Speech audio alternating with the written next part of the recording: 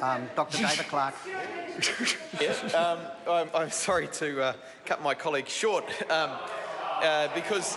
I do realise that the contributions of the Honourable Michael Cullen are incredibly important in the tax debate, and a few people actually would dispute that. I hazard to guess that even on that side of the House there would be plenty of members who would honour the contributions made by the Honourable Michael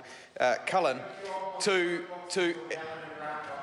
well, I didn't quite catch what that member said, but I don't credit it with something worth responding at length to in any case. But Dr. Cullen, of course, would have put through a tax bill, I imagine, that would have had a different kind of tax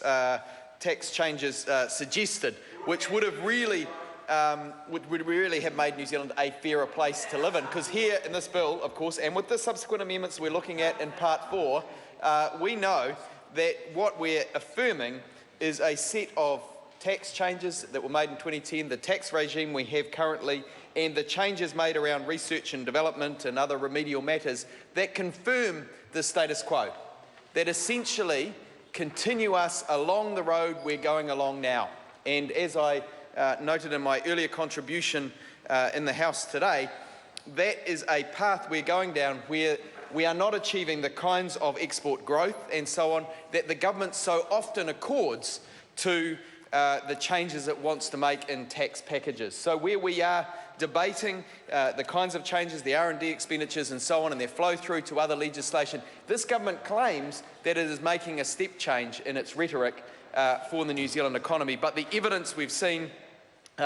tells us otherwise. The fact that the export target of 40% has not been achieved for GDP as a proportion, for exports as a proportion of GDP has come nowhere close under this government. In fact, they've now dropped below 30%, and every year it's getting worse. So we find here in this bill, in the changes that are being made, the proposed amendments that will begin in the 2016-17 tax year, that we are really no further ahead.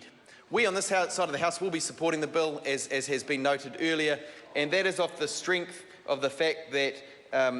remedial changes to tax legislation are imperative to ensure that we maintain our low-rate, broad-based tax system that we know is so important in terms of supplying the revenue necessary for the health and education systems we all depend upon for our children and for the future prosperity of the country, and of course the health system in our retirement and throughout our working lives. So we do support the bill, Mr. Chair, and we are glad to do that for those reasons, but we are uncomfortable, of course, for the fact that it's not the kind of bill that the Honourable Michael Cullen would have put through, the Honourable Dr. Michael Cullen,